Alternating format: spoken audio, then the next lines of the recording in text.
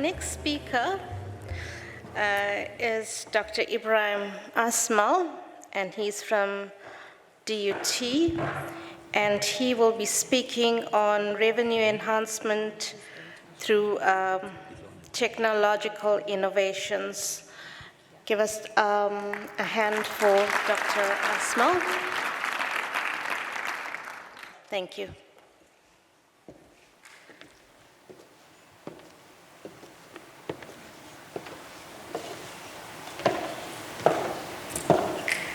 So who am I? My name is Ibrahim. Please call me Ibrahim or EB or whatever. Okay. I'm in the Department of Information Technology at the Durban University of Technology. That's my email address, my mobile number, if you need to contact me for whatever reason. I'm not sure why, but anyway. Okay. So what do I do? I'm mainly a lecturer. Okay. What am I expert in? Well, in networking, mainly. That's what I'm a network engineer by trade. And I moved on to now what we call 4IR technologies. So, artificial intelligence, yeah, that's me, all right? But can I write a good artificial intelligence system for you? Really? No, I can't. I'm a programmer. You know your job. For example, can I write a good AI for cancer detection? What the hell do I know about cancer? Get my point? Okay, so AI is across all fields. Everybody needs to learn the technology in order to develop good systems. Otherwise, we're going to get bad and terrible systems out there. Okay? So just a little bit. So my topic that they've given me was revenue enhancement through technological innovations. And I did some research yesterday, stayed up till late at night, and I went through some of the municipalities, etc. And hey, you guys are using technology in certain areas. Like this morning, someone spoke about smart meters versus prepaid meters. All right? But the important thing is that, do these technologies work properly? That is the problem. That is the problem that I have. Okay? And I'll give you a simple example. Okay? I received a bill, and I could swear you guys now, so I'm here, so you got to listen. Normally, you don't ever listen to us. Remember, I'm from the outside talking to you guys. I received a bill of 35,000 Rand. 2 people in my house. Okay? Go to the municipality, no help. All right? Get online, no help. Eventually, through some contact or the other, somebody at university knew somebody, I managed to contact them. No, you have to get onto the site, and we need some reference number or some number from that for us to help you. No problem. Get onto the site. Guess what? The site doesn't work. The site does not work. So I call them back. No, we can't help you because you don't. But your site does not work. How do I get the number? Okay? And that is frustrating to me. Okay? And that is where you're not going to collect enough money, because your service delivery is poor. Okay? So, where are we?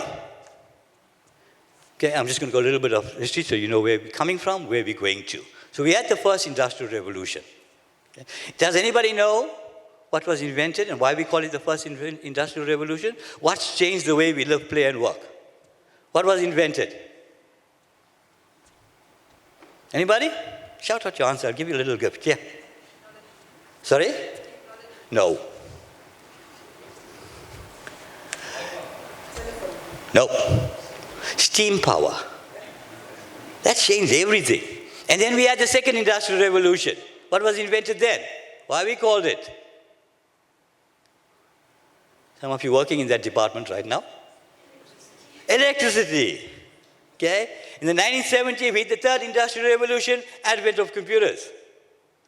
Then we had the fourth industrial revolution, which was using technology. All the technologies we're using now are not new. AI is not new. It's been around forever. Okay? But just that we did not have the capability, and these technologies are now maturing, and new technologies are coming into play. And then we have the fifth industrial revolution. And most of us here are playing in the fourth and the fifth industrial revolution. So are your clients, so are your kids, so are your parents. We're all playing in this area. So what is the fifth industrial revolution? And you should be very, very concerned about this, I think. What is the fifth industrial revolution?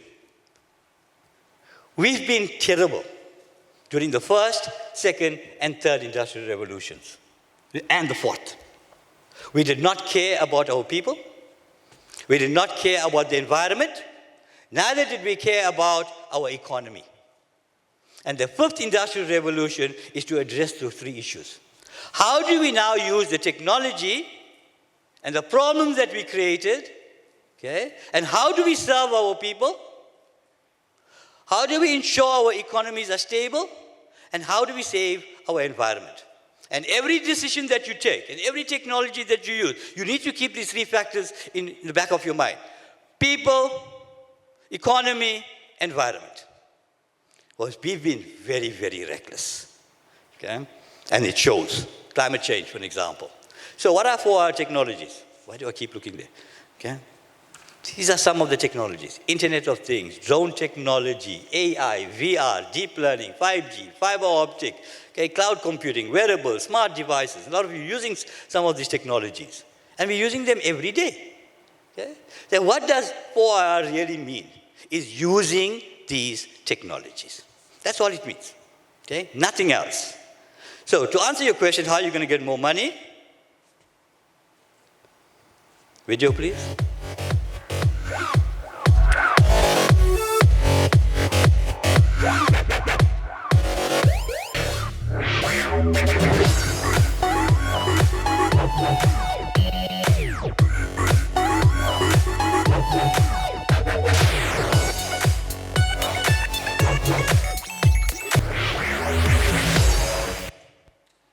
Okay? Doesn't that answer my question? My topic? I've given you everything. Now what more you need? Huh? You are there. We need intelligent transformation. Don't do things for the sake of doing it. It doesn't work. Okay? And test your system. This is not the first SIGFARA conference I'm presenting at. I think I presented at the one in 2022. You all had at Coastlands as well. Okay? And I spoke about local government. And the strategy was mainly, look at the main thing, is service delivery. Are you ticking that box? If you ask me, you're not. Okay? Because there is no service delivery, really. That's me seeing it from the outside. Yes, you might have your issues, less staff, whatever your problems might be, but we're not seeing it on the ground. I had sewer running through my property for 2 months. Yeah, and I live in the city, 2 minutes from here. Okay, I've got a 100-year-old house, just 2 minutes from here. I had sewer running through my property for 2 months. You think that's acceptable to me? But what can I do? And let me tell you how many times you paid the bill to repair that. 4 times, the same bill. Because I called my counselor, and I said, no. She sent me a screenshot of the system that somebody was sent out, and it was repaired and they were paid. But it's still sewer running through my yard. Who checked? So you saying you want more revenue by charging us more, but you are not providing the service that we require, and you are wasting money. And I went through that 2 months. 4 times service provider was allocated and paid for the job, which was not done. 4 months. Sorry, 2 months. Okay? We've got potholes. Somebody comes and digs up, and he then lies for 3 months. Yeah, I can show you pictures of it. You know, right? Yeah. So, hey, guys, we need service delivery. You want to make money? We need service delivery. And government has said this. The 5 focus areas were service delivery, governance, financial management, infrastructure development, fighting corruption. Have you ticked any of these boxes? If you ask me, nope. There's poor government.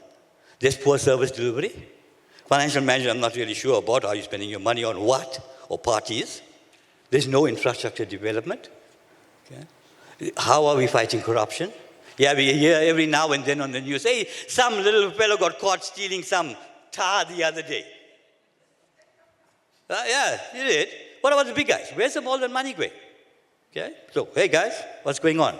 So your objective is to increase revenue. Okay. So, how would we increase revenue? What is the goal? Before I get to that, let me ask you a question. Okay. How many of you are afraid of technology? Just put your hands up. How many of you think that technology is great and really is being used for good and you are okay with technology completely? You're okay with it. You're okay with it. Not affecting you. I'm scared of technology. Yeah, I'm in technology. If you ask me, I have a Facebook profile or what you call it, a Twitter, X account or LinkedIn. No, you won't find me there. I have no accounts. I don't want to be on social media because you are creating vulnerabilities for yourself. The only place where I am is on WhatsApp because people communicate with me and I know who I'm communicating with. But do you know how WhatsApp makes money? Anybody know? There's no adverts or anything. Sorry? Getting your phone number. Okay. Data. They're selling your data. That's how WhatsApp makes money. More than 70% of their income comes from they're selling your data. Now you think you're safe? Take out your wallets. How many cards do you have? I'm talking about clicks and Woolies, Checkers, Pick and Pay, Games, Macro, and others. How many cards do you have? What, you think the cards there for nothing? You think they're giving you discounts? They're collecting your data, big data. They're analyzing your data. And they now know more about you than you know about yourself. Because they know what shampoo you use. Okay. Okay. There we go. What shampoo you use. Right? They know when you buy your dog food, they're going to be sending you stuff now, targeted advertising. All of you got car insurance? Yeah. Two weeks ago, I was driving a brand new BMW 135i. Okay? Went to the shop, was going back to my office. Lady didn't stop at a stop street and whacked me. Car spun 360, 162,000 rand later. Guess what the insurance company wants from me? My tracker report. The car wasn't stolen. What the hell do I need my tracker report for? To find an excuse of not to pay me. To see at what speed I was traveling at that point. So they're giving us these technologies. But it's to control us and to monitor us and then make decisions based on that information that they got that will not suit most of us. The car wasn't stolen. Really, the car was not stolen. Okay? So they're using this data. And how are they coming to these solutions? By using data, big data. Right? So it's not the best thing, technology. Okay? Just a month ago, we had the first robot suicide. Yeah, in South Korea. A robot committed suicide. It decided it had enough. It threw itself down the stairs. Yeah, I also thought it was funny. What the hell happened here? Right? It was not programmed to do that. It just did it. Huh? So technology, for me, it's scary because the way it's being used against us, apart from all the immoral things that they are doing, it's being used against us. And the more and more that we put out there, the more and more vulnerable we become. I'll just give you a simple example. You all got Facebook accounts? Most of you? Well, I don't. Change your profile from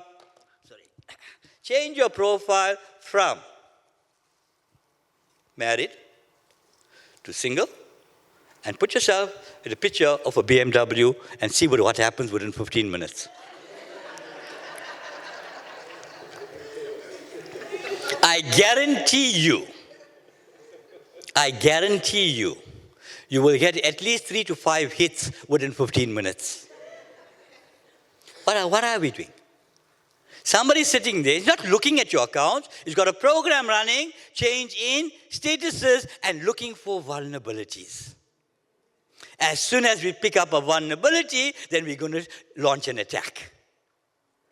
Okay, Tinder, Swindler, whatever the case may be, right? That's what we do. Okay, not me, I'm not on the side, but that's what they do. They're looking for vulnerabilities. And by you putting your details out there, you are creating a vulnerability. Your address, your phone number, your children, pictures, etc. You are creating a vulnerability. Stay away from that. Never, ever put your personal details or anybody else's details into an AI. You are looking for trouble. Never. Never, ever do that. Okay? And we're all using AI, right? You got WhatsApp AI called Meta. You're using Llama 3.2. Okay? When you're typing, what comes up on that middle bar? You type HE and suddenly hello comes up, hell comes up, whole lot of things. What is that? Predictive AI. You're trying to predict what you are trying to say. We get 5 types of AI. Okay? You should be using at least most of them within your municipalities. So our goal is, and we need to be careful of things that I just said, is to enhance service delivery, improve citizen satisfaction. Okay? Those 2 things should be your number 1 and number 2 goal. Nothing else. Sort that out and everything else will resolve automatically. Okay? Because if you start doing that, we will start using our resources more effectively and efficiently. What resources do we have? Electricity, water, sewage. Okay?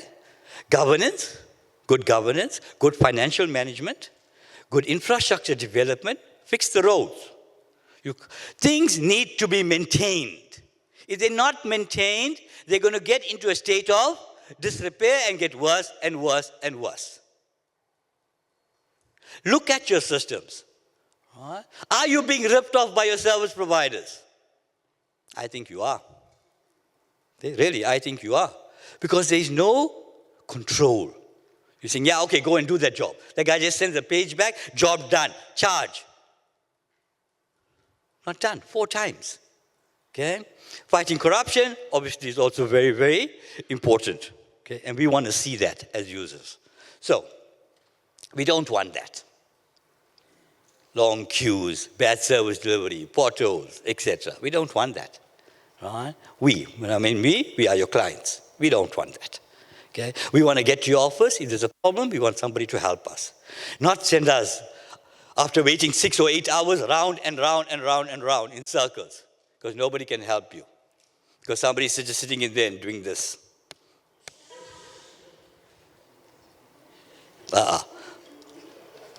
So, revenue enhancement technology basically means the use of technology to increase revenue. And if you do that, you're going to improve on your profitability. Right? Putting stuff on our meters to cut our water is not helping us or you in any way. We'll find ways to work around the system. Yeah, you put in a meter, I will count that meter. I have the technology to do it. Right?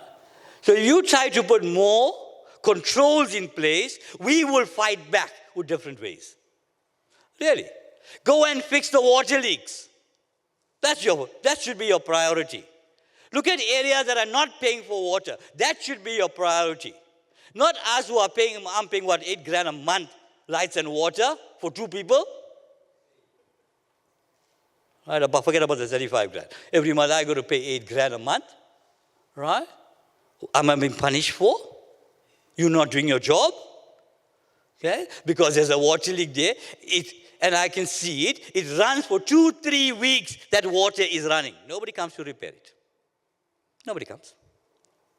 And then you say that is using too much of water, and Amgeni is going to cut it off. They should be cutting off because you're not doing your job. You're not fixing it. Okay? So, guys, we need to do that. Oh, sorry.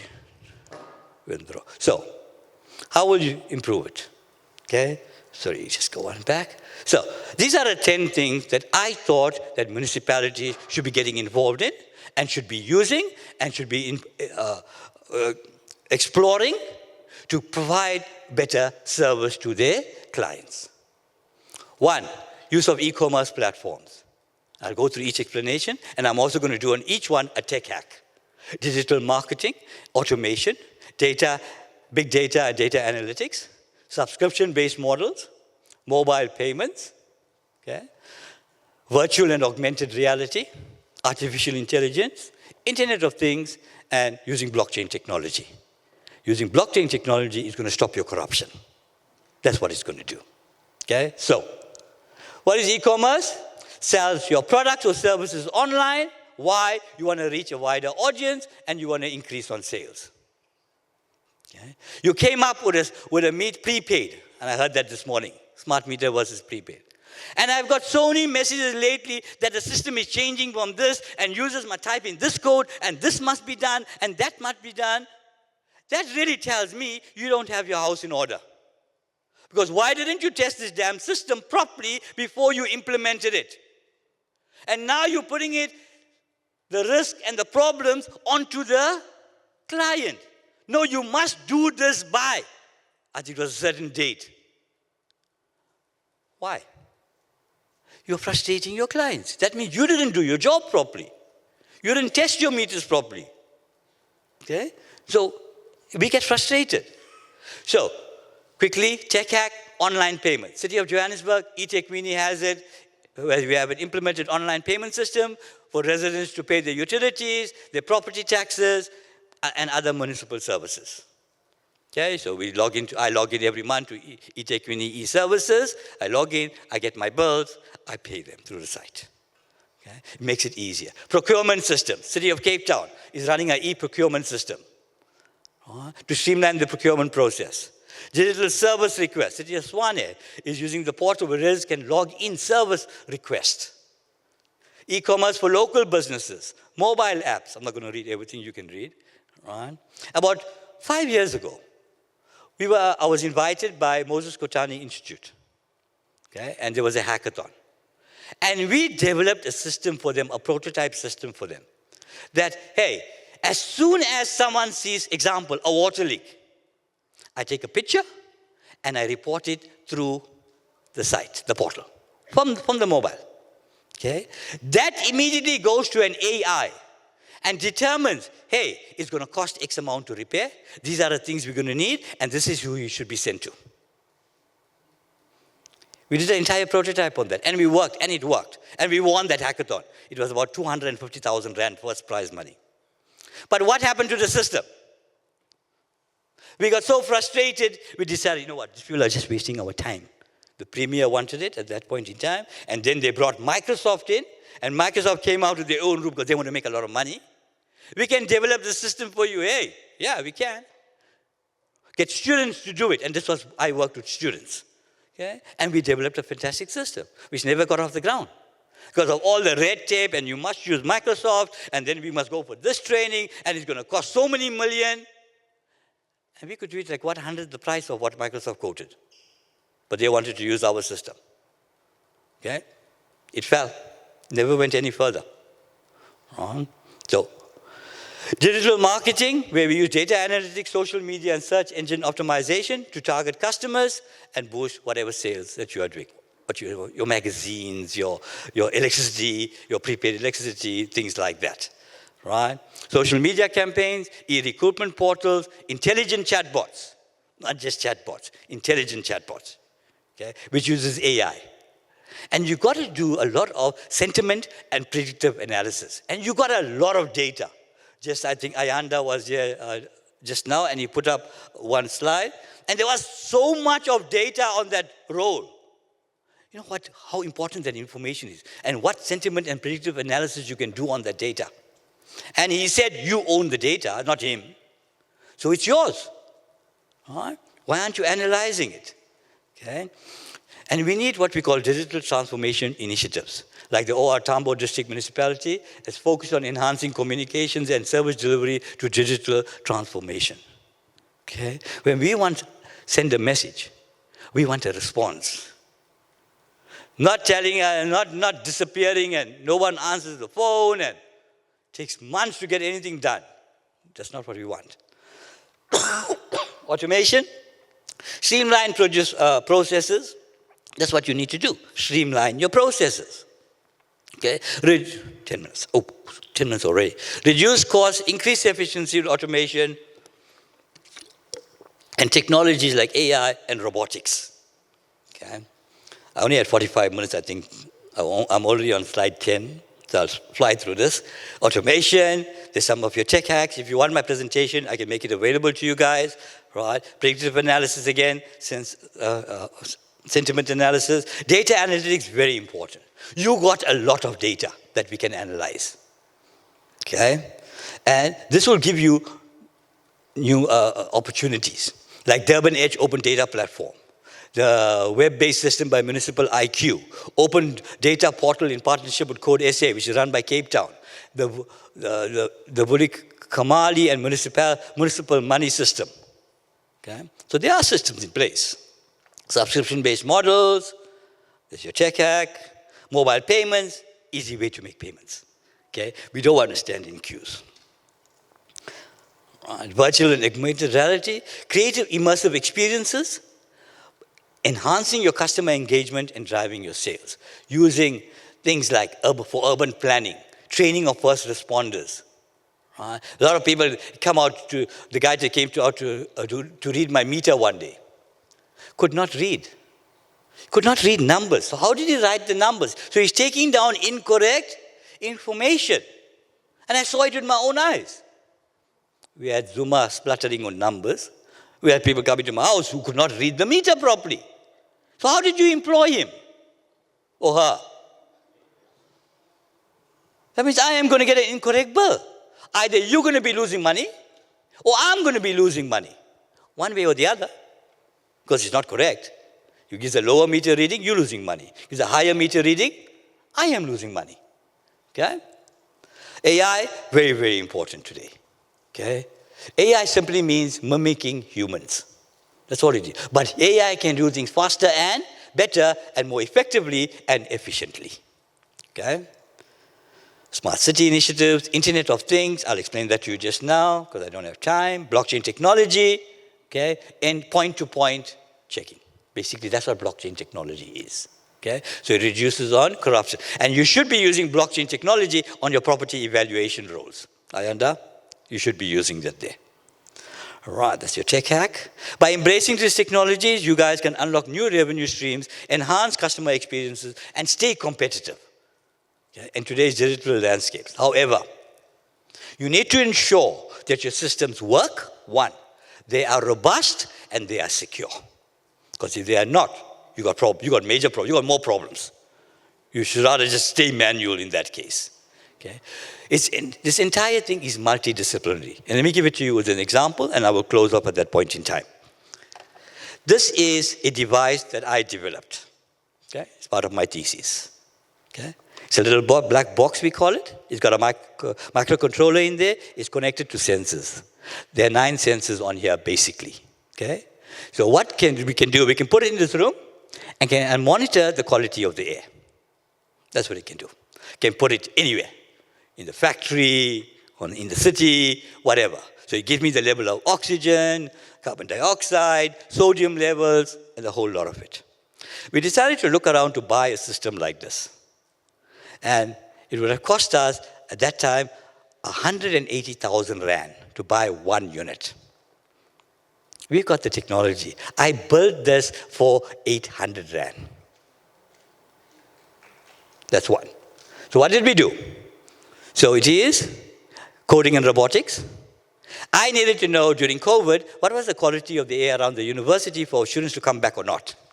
So what I then did, used another 4IR technology, and I 3D printed a part, which I attached onto another 4IR technology, which is the drone.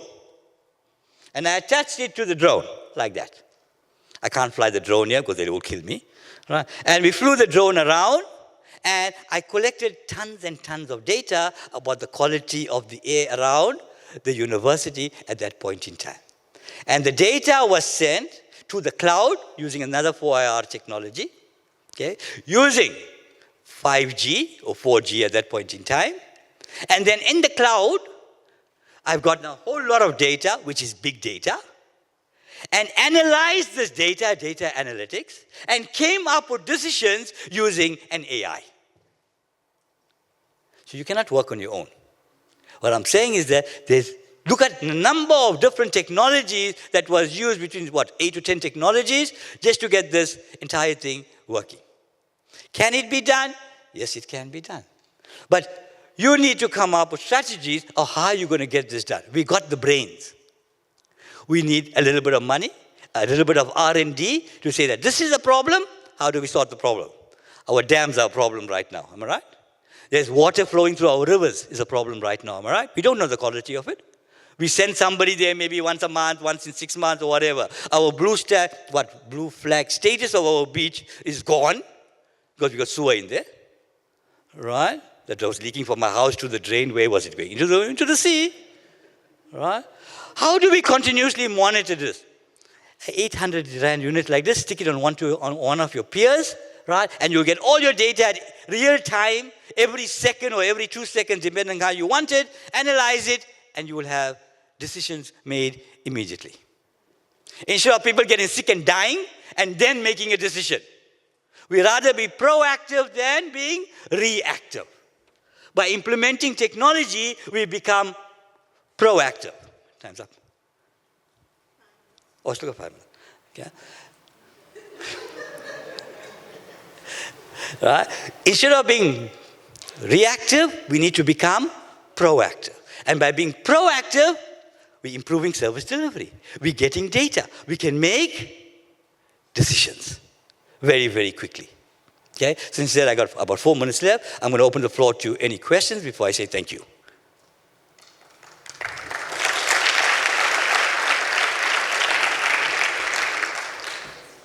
Any questions?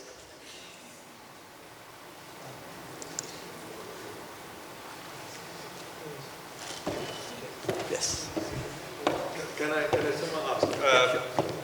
Please explain blockchain technology. I have no idea. I know only about Bitcoin and I can't afford it. At $95,000 right now. Okay. Blockchain technology is basically a computer program that checks things at endpoints. So you create an invoice, it's checked at that point in time. And the invoice flows right through up to your statements, your payments, etc., with checks and balances all along the way. So it's a point-to-point check, basically. That's all it is. We come up with these fancy terms, right? But sometimes they don't mean much, really. Like AI, everyone gets scared of AI. It's just mimicking human, yeah. Thank you. This is 3D printed in my lab. Worth another 50.